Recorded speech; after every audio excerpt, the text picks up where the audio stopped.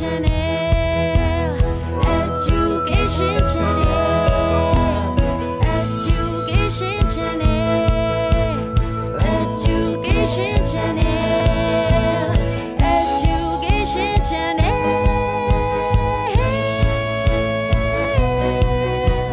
education channel.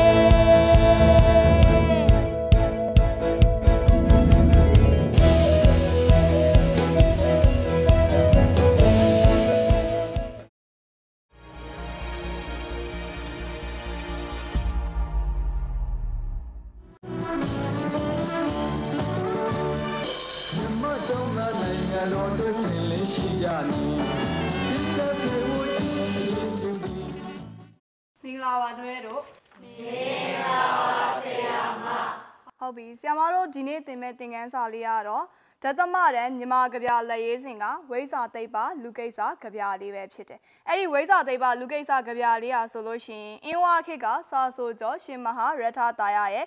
ကဗျာလေးတစ်ပုဒ်ပဲဖြစ်တယ်။ရှင်မဟာရထတာရဟာဆိုလို့ရှိရင်အင်းဝါခေတ်ပြုတ်ကဗျာလောကကိုဥဆောင်တဲ့သူတစ်ယောက်လည်းဖြစ်တယ်။ဟုတ်ပြီနော်။အဲ့တော့ဘယ်ကနေကောင်းနှုတ်ထားလဲဆိုလို့ရှိရင်ကိုခန့်ပြိုကနေကောင်းနှုတ်ထားတဲ့ကဗျာလေးဖြစ်တယ်။အဲ့ဒီကဗျာလေးမှာပါတဲ့ရည်ရွယ်ချက်ကဆိုလို့ရှိရင်ပညာမတတ်တဲ့အတွက်ဘဝမှာကြုံတွေ့ရမယ်နော်အကျိုးတရားတွေပေါ့နော်ပညာမတတ်တဲ့အခါမှာခံစားရမယ်အကျိုးတရားတွေကိုသိရှိစေရန်ရည်ရွယ်ချက်ဖြစ်တယ်ဟုတ်ပါပြီအဲ့တော့ဒီကဗျာလေးမှာဆိုလို့ရှိရင်ကိုခန့်ပြိုကနေကောင်းနှုတ်ထားတယ်ပေါ့နော်ကိုခန့်ပြိုကိုနောက်တနည်းဘယ်လိုခေါ်သေးလဲတယောက်ထားပြောပေးပါဦးဟတ္တိပါဠပြို၎င်းစတုဓမ္မတာရပြို၎င်းခေါ်ပါရဆရာမကိုခန့်ပြိုကိုစတုဓမ္မတာရပြိုဟု၎င်းဟတ္တိပါဠပြိုဟု၎င်းခေါ်တဲ့အဘဲကြောင့်ကိုခန့်ပြိုဟုခေါ်တဲ့နည်းဟုတ်ပြီဘာဖြစ်လို့ဟတ္တိပါဠပြုလို့ခေါ်တာလဲဆရာဟောဝိတ္တိမြတ်ဟတ္တိပါဠဇက်ကိုရွေးဖက်ထားသောကြောင့်ဟတ္တိပါဠပြုလို့ခေါ်ပါတယ်ဆရာမဟုတ်ပြီဘာဖြစ်လို့စတုဓမ္မတာရပြုလို့ခေါ်တာလဲညီနောင်လေးကားတို့ဟောကြားတတ်သောတရားအစဉ်အင်းအစုကိုရွေးဖက်ထားသောကြောင့်စတုဓမ္မတာရပြုလို့ခေါ်ပါတယ်ဆရာမဟုတ်ပြီအဲ့တော့ဒီကဗျာလေးကိုလေ့လာဖို့အတွက်ဆရာမတို့ကဗျာလေးကိုဆိုကြည့်ကြမယ်မိန်းကလေးတစ်လဲယောက်ျားလေးတစ်လဲဆိုပါအောင်ဝိဇ္ဇာတိတ်ပါလူကိစ္စကြကြလူပဲကြကြသမျှတောက်တရရတက်ကောင်းစွာသောဝိဇ္ဇာတိတ်ပါလူကိစ္စကိုငယ်ကမတင်ပြောပါလွင်မှုအကျေသူအားစကားချေတဲ့တပေမပြက်ကတွင်မဲ့သူချိုးတဲ့ပညာမျိုးမျက်နာလေးရွှရှာလက်ထိတ်အတန်စိတ်ဤတိတ်မနေဆိုပါချေတဲ့မပြေမပြေအထစ်ထစ်လေးအချစ်လေးမရှိအနည်းကြီးတဲ့ဟောဒီလိုစင်ကန်းတို့အကျိုးအကြောင်းကောင်းကောင်းမှန်မှန်တမန်ပတ်လျှောက်ရှင်းအောင်မကြီးအစီအလင်းအစင်မတင်တစ်ဖြစ်တစ်ပါးရေဝင်များခဲ့ဘိုးဘွားမိဘသူကြီးမှ၍မရမညိုမစိုးမရင်နှစီစိတ်တို့ရွှေကိုမြေခုနှစ်ဆင့်ထက်နေလေကစားပြတ်သက်ဖြောင်းဝဲနာတိကြီးများပမာကြလေသင်္ကားပြည့်စေတွင်ပြေရုပ်ဝပြေဆုံးပါလေနန္တာလာခြင်းဂုံနဲ့ကင်းမှုအစင်းလာဆန်လူပေါက်ပန်းဟုတမန်တိတွေခဲ့ရတဲ့လုံးချေလုံးလက်စင်စက်မိမိမကျင်သည်တော့ချင်းဒီဥစ္စာလောကမယအကြောင်းကြဆို၏ဖန်ချိန်များစွာအိုတော်ကလည်းမဟာဒုက္ခတွေးဆုံးကြလေနောက်နှလုံးမငြိမ်သည်ပြို့ရှင်မာရထတာရာဘုရားခေဟုတ်ပြီတော်တို့သမီးတို့ကကြပြလေးကိုဖတ်ပြီးသွားပြီဆိုတော့နော်ရှင်မာရတာရာရေးခဲ့တဲ့ကြပြလေးမှာပါတဲ့အင်းဝါခေအတုံးအနှုံစကားလုံးလေးတွေပေါ့နော်အဲ့ဒီအတိတ်ပဲလေးတွေကိုဆရာမတို့ကခတ်စင်မှာအတူတူရွတ်ဆိုကြည့်မယ်ဆရာမကစကားလုံးလေးကိုပြောမယ်သားတို့သမီးတို့ကစကားလုံးရဲ့အတိတ်ပဲလေးကိုခတ်စင်အနေနဲ့ပြောမယ်ဝိဇ္ဇာသိပ္ပအတိပညာအတတ်ပညာတကြယူပန်းဆွမ်းနာတော်တော်ပျော်ပါလွင်ပျော်ပါဝတ်စွာနေသည်တပင်အစုအဝေးမပြက်မထေရှာကတွင်မဲ့ပြောစရာကတွင်မရှိတွန်ရှာလမ်းထိတ်ကျစ်လက်တိတ်တိတ်ပြပြသည်စီကံရှိသည် Holy no no ဟောလေးဒီကိုချိန်မှလျက်တန်ပန်စကားဆက်ဆက်ပတ်လျှောက်သာမီးတော်လာစကားစီစဉ်လျက်တပြင်းတပါမညီမညွတ်ရွရွဆွဆွတက်တက်ဖြာဘောစိတ်နဲ့သူကပါတော့စာအုပ်ဤထိတ်ပြအင်္ဂါပြည့်စင်အင်္ဂါကြီးနဲ့လူပေါက်ပန်းအစင်းသာရှိတဲ့အချင်းမရှိသူဝမ်းမှန်သည့်ထွေအချင်းဆိုတဲ့ကြောင့်ကိုတည်၍မကျင့်သည်မကျင့်ကြံဟာဒုက္ခကြီးမားသောဆင်းရဲပင်ဆုံးကြအဆင်းရဲကြီးဆင်းရဲသည်နောင်တပြုတဲ့ဒီကိုမပြုမိမပြုတဲ့ဒီကိုပြုမိသည့်အတွက်အချင်းတို့မှပူပန်ခြင်းဟုတ်ပြီသားတို့သမီးတို့ဝိဇ္ဇာသိပ္ပကြပြလေးကိုလည်းရွှေပြီးသွားပြီအဲ့ဒီထဲမှာပါတဲ့စကားလုံးလေးတွေရဲ့ခက်စစ်ကိုလည်းရွှေပြီးသွားပြီဆိုတော့ပထမတစ်ပိုင်းကိုတရားလောက်နားလဲတယ်လို့ဆရာမတို့ထားပြီးတော့ပြောပြပေးပါအောင်လူဟုသည်ကြံစီသမျှတောင်းတသမျှကိုစွမ်းဆောင်နိုင်တဲ့စွမ်းရည်တတိရှိပါတယ်ထိုစွမ်းရည်ကိုပုံမူပြီးထက်မြက်ဖို့အတွက်အသိပညာအတတ်ပညာတို့ကိုတက်မြောက်သင့်ပါတယ် ထိုကဲ့သို့လူမှုကိစ္စဖြစ်တဲ့အတတ်ပညာတွေကိုမတင်ယူပဲပျော်ပါးပုတ်တန်စွာနေလျင်ပြိတ္တအလယ်၌စကားအခြေတင်ဆိုသောအခါကတွင်မဲ့သူကဲ့သို့ဖြစ်တတ်ပါတယ်ပညာချို့တဲ့သဖြင့်ညှိုးငယ်သောမျက်နှာနှင့်အထိန်တလက်ဖြစ်ကစကားမဆိုနိုင်မဲ့တိတ်တိတ်သာဟန်လုံးနေရတတ်ပါတယ်ဆရာမဟုတ်ပြီအဲ့ဒီမှာနောက်ထပ်တစ်ပိုက်ပေါ့နော်နောက်ထပ်တစ်ပိုက်ကိုနောက်ထပ်တစ်ယောက်လောက်ထပ်ပြီးတော့ပြောပြပေးပါအောင်ဟုတ်ကဲ့ပါဆရာမအကျိုးမှာပညာမတတ်တော့လေတွေးတဲ့အလယ်တွင်အများကြီးတူတက်တဲ့ဝါနေချင်းပြောကျင်ကြတယ်ပြောတဲ့အခါစကားကိုပြမပြောနိုင်ပဲအတစ်တင်းငေါငေါရှိမယ်ဟုတ်လိမ့်မည်အတင်းပြောပြန်သောအခါတွင်လည်းစင်ကန်းတော်တဲ့ကဲ့သို့အကျိုးအကြောင်းစီလျော်အောင်မပြောတတ်အမမရွရွပဲရှုပ်ကျွေးကစကားအဆက်ဆက်မရှိရှင်းနောက်စီတဲ့မရှိပဲလူရစရာဖြစ်တတ်တဲ့သူနားလဲပါဆရာမဟုတ်ပါပြီနောက်တစ်ယောက်ကထပ်ပြီးတော့ပြောပြပေးပါအောင်နောက်ထပ်ကြံတဲ့စာကြောင်းလေးကိုပညာမတတ်တော့လေလူကြီးမိဘတို့ကစောက်ရှောက်ကြည့်ရှုတတ်ပြီးတိုက်တာအေးစီးစိမ်ချမ်းသာရှိကစိုးရင်ကြောင့်ကင်းနေရပြီဒါပေမဲ့မိမိကိုယ်တိုင်ကပညာမရှိပဲအနှစ်သာရကင်းမဲ့လေရွှေဝန်နဲ့နစီစိမ်ခံစားနေရတော့လေပြတ်သက်ပြန်းတဲ့နာသီကြီးနဲ့သူပေးလိုက်မယ်ကိုအဓိပ္ပာယ်ရပါတယ်ဆရာမ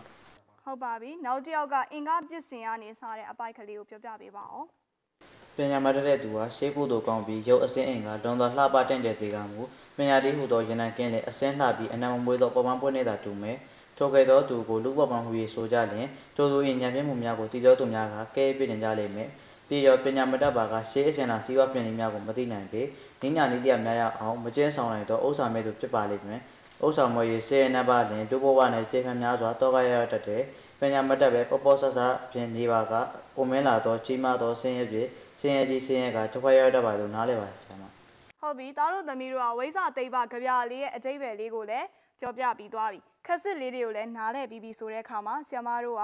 ဒီမှာပါတဲ့အင်းဝါခေအသုံးအနှုံလေးတွေပေါ့နော်အင်းဝါခေအသုံးအနှုံလေးတွေတနည်းအားဖြင့်ပြောမယ်ဆိုရင်ရှင်မဟာရထတာယာကပညာမဲ့တဲ့အခါမှာဘလို့အကျိုးတရားတွေခံစားရမယ်နော်ဘလို့မျိုးစိုးကျိုးတွေခံစားရမယ်အဲ့ဒါတွေကိုရေးထားတဲ့စာသားတွေကိုဘလို့မျိုးဥပမာတွေနဲ့နှိုင်းပြီးတော့ရေးထားတယ်ဆိုတော့သားတို့သမီးတို့ဆရာမကပြောပြပေးမယ်အဲ့ဒီမှာသပင်မပြည့်ကတွင်းမဲ့တွေ့လားတွေ့ပါတယ်ဆရာမ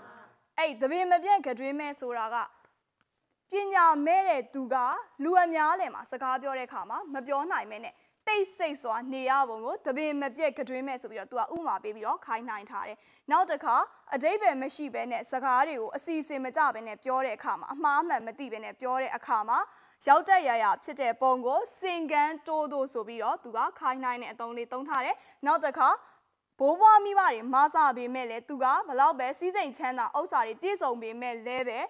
ဘလို့မှမတင့်တယ်ဘူးပေါ့နော်ပညာမဲ့တဲ့အခါမှာတင့်တယ်ခြင်းမရှိဘဲနဲ့တင်းတယ်မနေနိုင်ပုံကိုအဲ့ဒီမှာပြတ်သက်ဖြားဝဲနာသည့်ကြီးမြဆိုတဲ့စကားသုံးနှုံးလေးနဲ့ခိုင်းနှိုင်းပြီးတော့သုံးထားတယ်နောက်တစ်ခါအစင်းလှတော်လဲပဲအချင်းမရှိတဲ့အခါမှာသူကဘာနဲ့သုံးထားလဲဆိုလို့ရှင်လူပေါက်ပန်းဆိုပြီးတော့စကားလုံးလေးနဲ့သုံးထားတယ်နောက်တစ်ခါသူကပညာမဲ့တဲ့အခါမှာအသက်ကြီးလာတဲ့အခါမှာဒုက္ခရောက်တတ်ပုံတောကရောက်တတ်ပုံကိုမဟာဒုက္ခတွင်ဆုံကြသည်ဆိုတဲ့စကားလေးနဲ့ခိုင်းနှိုင်းပြီးတော့သုံးထားတာတွေ့ရမယ်ဒီကြပြလေးอ่ะဆိုလို့ရှိရင်သားတို့သမီးတို့ကိုတုတပေးပြီးတော့ပညာမဲ့တဲ့အခါမှာဘလို့ခံစားရတယ်ဆိုတဲ့เนาะအပြစ်တွေအကျိုးတွေကိုသူကပြောပြပြီးတော့ဆုံးမထားတဲ့ကြပြလေးတစ်ပုဒ်ပဲဖြစ်တယ်ကဲအဲ့တော့ဆရာမတို့ပြန်ပြောကြည့်မယ်ပညာမဲ့တဲ့သူဟာ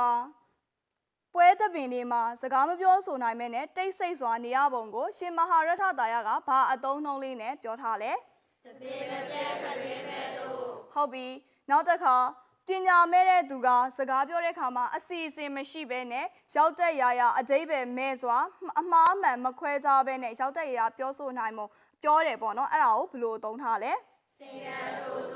ဟုတ်ပြီနောက်တစ်ခါပညာမဲ့တဲ့သူကဘလောက်ပဲစီးစိမ်ဥစ္စာတွေနဲ့ပဲခန်းနာနေပါစေသူကတင့်တယ်မရှိနိုင်ပုံကိုရှင်မဟာရထတာယကကြပြလေးမှာဘယ်လိုသုံးနှုံးထားလဲယ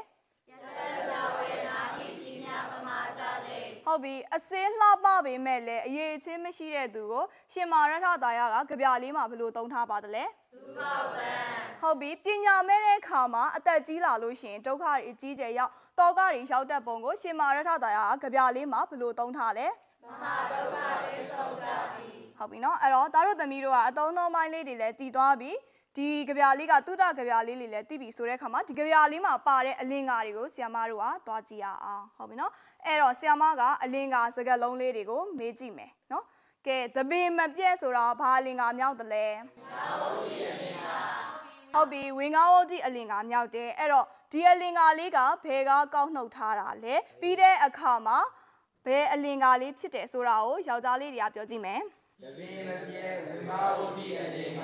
ဤအလင်္ကာသည်ဝိဇ္ဇသိပ္ပလူကိစ္စကဗျာတွင်သုံးနာသောဝိမာဝုဒ္ဓိအလင်္ကာဖြစ်ပါသည်သမီးလေးတွေကတော့ဒီအလင်္ကာလေးကဘာဖြစ်လို့ဝင်းကားဝုတ်ကြီးအလင်္ကာမြောက်ကြောင်းကိုပြောကြည့်ပါဦးနာကျတဲ့သူဒီလူအစုအဝေးတွင်မထင်ရှားဟုတည်းမရည်ပဲတပင်မပြဲဟုတဝါရေးဖတ်ထားသောကြောင့်ဝိမာဝုဒ္ဓိအလင်္ကာမြောက်ပါသည်ဟုတ်ပြီကဲနောက်တစ်လုံးဖြစ်တဲ့ကဒွင်းမဲ့တို့ဘယ်အလင်္ကာမြောက်မယ်လို့ထင်လဲဥမာလေးကဟုတ်ပြီဒီအလင်္ကာလေးဟာဆိုလို့ရှိရင်ဘယ်ကနေပြီးတော့ကောက်နှုတ်ထားတာလဲဘာအလင်္ကာမျိုးစားဖြစ်တာလဲဆိုတာကိုသားတို့ကပြောမယ်ရေမဲတို့ဥပမာအလင်္ကာဤအလင်္ကာသည်ဝိဇ္ဇသိပ္ပလူကိစ္စကဗျာတွင်သုံးနာသောဥပမာအလင်္ကာဖြစ်ပါသည်ဟုတ်ပြီအဲ့ဒီဂရင်းမဲတို့ဆိုတဲ့စကားလုံးလေးကဘာကြောင့်ဥပမာအလင်္ကာမြောက်တယ်ဆိုတာသမီးတို့ကပြောပြပါဦ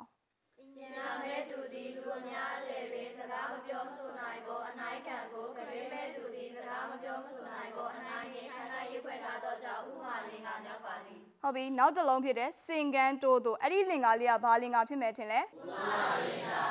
ဟုတ်ပြီဒီဥပမာအလင်္ကာဖြစ်တဲ့စင်ကန်းတိုးတို့ဆိုတဲ့စကားလုံးလေးကိုဘယ်ကနေပြီးတော့ကောက်နှုတ်ထားတာလဲဘာအလင်္ကာဖြစ်တယ်ဆိုတာကိုသားတို့ကပြောမယ်စင်ကန်းတိုးတို့ဥပမာအလင်္ကာဤအလင်္ကာသည်ဝိဇ္ဇသိပ္ပလူကိစ္စကဗျာတွင်သုံးနာသောဥပမာအလင်္ကာဖြစ်ပါသည်ဟုတ်ပြီသမီးတို့ကဘာဖြစ်လို့စင်ကန်းတိုးတို့ကဥပမာအလင်္ကာမြောက်တာလဲဆိုတာကိုပြောပြပါဦးအမေသူဒီစကားပြောဆိုရာတွင်အမှားမှန်ကိုမပိုင်းခြားနိုင်တဲ့တရားပြောတတ်ပေါ်အနိုင်ခံကိုစင်ရတော်တို့ရာတွင်အမှန်မှန်တည်တဲ့တရားတော်တတ်ပေါ်အနိုင်ရေးခန္ဓာရေးဖွဲ့ထားသောကြောင့်ဥပမာအလင်္ကာမြောက်ပါသည်ဟုတ်ပါပြီနောက်တစ်လုံးဖြစ်တဲ့နတ်စည်းစိန်တို့အဲ့ဒါဘာအလင်္ကာဖြစ်မယ်လို့ထင်လဲဥပမာအလင်္ကာဟုတ်ပြီဒီနတ်စည်းစိန်တို့ဆိုတဲ့ဥပမာအလင်္ကာစကားလုံးလေးကဘယ်ကနေကောက်နှုတ်ထားပြီးတော့ဘာအလင်္ကာမျိုးစားဖြစ်တယ်ဆိုတော့သားတို့ကပြောပြပါဦးနတ်စည်းစိတ်တို့ဥပမာအလင်္ကာဤအလင်္ကာသည်ဝိဇ္ဇသိပ္ပလူကိစ္စကဗျာတွင်သုံးနာသောဥပမာအလင်္ကာဖြစ်ပါသည်ဟုတ်ပြီသမီးတို့ကနတ်စည်းစိန်တို့ဆိုတဲ့ဥပမာအလင်္ကာလေးကဘာဖြစ်လို့ဥပမာအလင်္ကာမြောက်တာလဲဆိုတာကိုပြောပြပါဦးပညာမဲ့သူသည်ဘိုးဘွားမိဘတို့မဆာခံရသဖြင့်ရရှိသောစီစိတ်ချမ်းသာအနိုင်ခံကိုနတ်တို့၏စီစိတ်ချမ်းသာအနိုင်နှင့်ခန္ဓာရေးဖွဲ့ထားသောကြောင့်ဥပမာအလင်္ကာမြောက်ပါသည်ဟုတ်ပြီနောက်တစ်လုံးဖြစ်တဲ့နာတိကြီးများပမာကြောက်လိုက်အဲ့ဒါကဘာလင်္ကာလဲဥပမာအလင်္ကာဟုတ်ပြီအဲ့ဒီစကားလုံးလေးဟာဆိုလို့ရှိရင်ဘယ်ကနေကောက်နှုတ်ထားပြီးတော့ဘာအလင်္ကာအမျိုးအစားဖြစ်တယ်ဆိုတာကိုသားလေးတွေကပြောပြပေးပါဦးနာတိကြီးများပမာကြလိမ့်ဥပမာအလင်္ကာဤအလင်္ကာသည်ဝိဇ္ဇသိပ္ပလူကိစ္စကဗျာတွင်သုံးနာသောဥပမာအလင်္ကာဖြစ်ပါသည်ဟုတ်ပါပြီအဲ့ဒီစကားလုံးလေးကဘာကြောင့်ဥပမာအလင်္ကာမြောက်တယ်ဆိုတာကိုသမီးတို့ကပြောပြပေးပါဦးဘုရားမိဘတို့စီစိတ်နှင့်မဆာမှုကြောင့်ရွှေပုံမြတ်တွင်နေသောပညာမဲ့သူဤမတည့်တဲ့ပေါ်အနိုင်ခံကိုပြတ်သက်ပြတွင်နားနေတော်လဲကြီးမတည့်တဲ့ပေါ်အနိုင်နှင့်ခန္ဓာရေးဖွဲ့ထားသောကြောင့်ဥပမာအလင်္ကာမြောက်ပါသည်ဟုတ်ပြီနောက်တစ်ကြောင်းမှာကြည့်မယ်နော်နောက်တစ်ကြောင်းမှာဂုံနန့်ကင်းဟုတ်မနော်ဂုံနန့်ကင်းဆိုလို့ရှိရင်ဘာအလင်္ကာဖြစ်မယ်လို့ထင်လဲဝင်းကားဝုဒ္ဓိအလင်္ကာဟုတ်ပြီအဲ့ဒီဂုံနန့်ကင်းဆိုတဲ့ဝင်းကားဝုဒ္ဓိစကားလုံးလေးဟာဘယ်ကဗျာကနေကောက်နှုတ်ထားပြီးတော့ဘယ်အလင်္ကာလေးလဲဆိုတာကိုပြောပြပေးပါဦးဂုံနန့်ကင်းဝင်းကားဝုဒ္ဓိအလင်္ကာဤအလင်္ကာသည်ဝိဇ္ဇသိပ္ပလူကိစ္စကဗျာတွင်သုံးနာသောဝင်းကားဝုဒ္ဓိအလင်္ကာဖြစ်ပါသည်ဟုတ်ပြီအဲ့ဒီစကားလုံးလေးကဘာကြောင့်ဝင်းကားဝုဒ္ဓိအလင်္ကာမြောက်တယ်ဆိုတာပြောပြပေးပါဦးပညာမဲ့တော်သူဟူတည်းမရေးပဲဂုံနန့်ကင်းဟူတည်းဝါရေးဖွဲ့ထားသောကြောင့်ဝင်းကားဝုဒ္ဓိအလင်္ကာမြောက်ပါသည်ဟုတ်ပြီအဲ့ဒီမှာနောက်ထပ်တစ်လုံးနေနဲ့ဂုံနန့်နော်ဂုံဆိုတာကသူကနန်အနံ့ဆိုတာကလည်းနန်ပဲဟုတ်နော်အဲ့တော့နန်နှစ်ခုကိုထပ်တူပြုပြီးတော့ရေးထားတယ်ဆိုတဲ့အတွက်ဂုံနန့်ကဘာအလင်္ကာမြောက်တယ်လို့ထင်လဲယူပကအလင်္ကာဟုတ်ပြီအဲ့ဒါလေးကိုသားလေးတွေကပြောပြပေးပါဦးဂုံနန့်ယူပကအလင်္ကာဤအလင်္ကာသည်ဝိဇ္ဇသိပ္ပလူကိစ္စကဗျာတွင်သုံးနာသောယူပကအလင်္ကာဖြစ်ပါသည်ဟုတ်ပြီသမီးတွေကအဲ့ဒီယူပကအလင်္ကာဘာကြောင့်ယူပကအလင်္ကာမြောက်တယ်ဆိုတာပြောပြပါပြန်တတ်သောသဘောရှိသည့်ကိုအနိုင်ခံနေရနံ့အနိုင်တို့ကိုရေလူချင်းထပ်တူပြုရေဖွဲ့ထားသောကြောင့်ယူပကအလင်္ကာမြောက်ပါသည်ဟုတ်ပြီနောက်တစ်ခုကလူပေါက်ပန်းဘယ်အလင်္ကာလို့ထင်လဲယူပကအလင်္ကာဟုတ်ပြီယူပကအလင်္ကာဟုတ်ပြီနော်အဲ့တော့လူကဘာလဲနန်ပေါက်ပန်းကလည်းနန်နှစ်ခုကိုဘာလုပ်ထားလဲထပ်တူပြုပြီးတော့ရေးထားတဲ့အတွက်သူကယူပကအလင်္ကာအဲ့တော့ဒီလူပေါက်ပန်းဆိုတဲ့စကားလုံးလေးကဘယ်ကဗျာလေးကနေကောက်နှုတ်ထားပြီးတော့ဘာအလင်္ကာအမျိုးအစားဆိုတာသားလေးတွေကပြောပြပေးပါဦး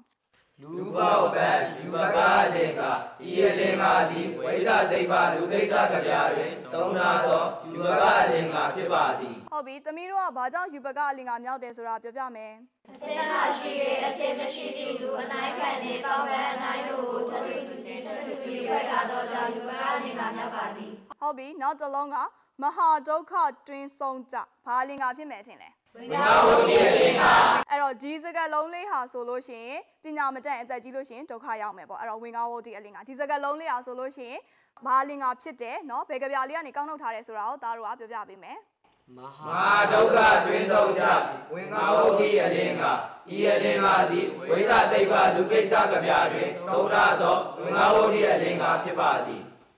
ဟုတ်ပြီသမီးတို့ကဘာဖြစ်လို့ဝိငါဝတိအလင်္ကာမြောက်တယ်ဆိုတာကိုပြောပြမယ်ပညာမဲ့သူသည်ကြီးမားသောဆင်းရဲဖြင့်ဆင်းရဲကြီးဆင်းရဲသည်ကိုတရားရမရေးပဲမဟာဒုက္ခတွေဆုံးကြောင်းသည်ကိုတော်ရရွေးပတ်ထားသောကြောင့်ဝိငါဝတိအလင်္ကာများပါသည်ဟုတ်ပြီအဲ့တော့ဒီရှင်မဟာရထတာယနော်ရေးဖွဲ့ခဲ့တဲ့ဝိဇ္ဇာသိပ္ပကြပြလေးကနေပြီးတော့သားတို့သမီးတို့ကပညာမတတ်လို့ရှိရင်ခံစားရမယ့်အကျိုးတရားတွေနော်စိုးကျိုးတွေပေါ့တနည်းအားဖြင့်ပြောလို့ရှိရင်စိုးကျိုးတွေကိုနားလည်ပြီးသွားပြီကြပြလေးရဲ့အတိတ်ပဲလေးကိုလည်းနားလည်သွားပြီပြီးတဲ့အခါမှာ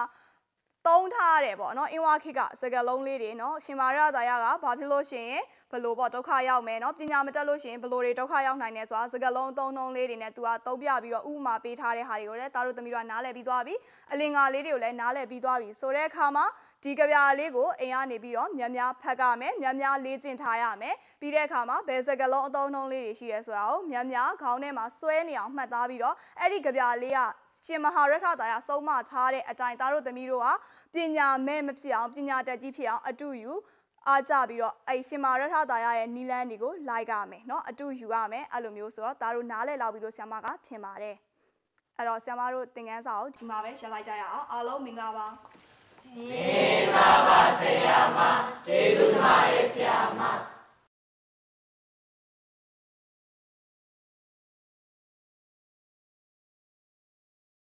Education Channel